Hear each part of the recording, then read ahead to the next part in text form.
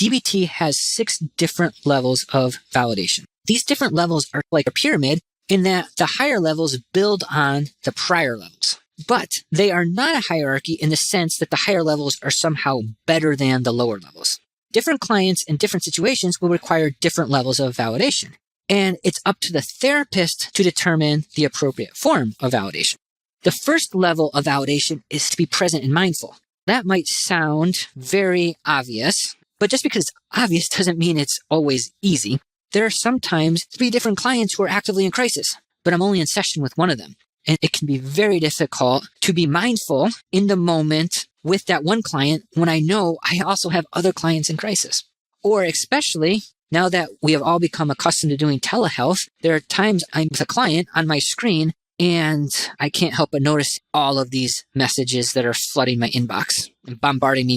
It's not always so easy to be present and mindful in a session with a client. The second level of validation is when we reflect back the verbal communication. That's when we paraphrase, summarize what they're saying, ask clarifying questions, basically show that we are tracking with what they are saying.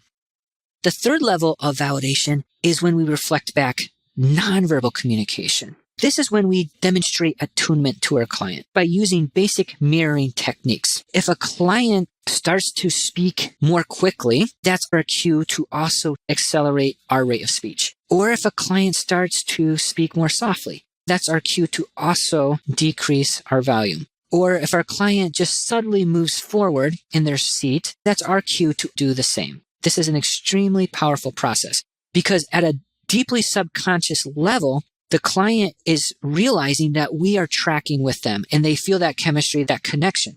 There's a big difference between mirror versus mimic. We're not mimicking our clients, we are mirroring them.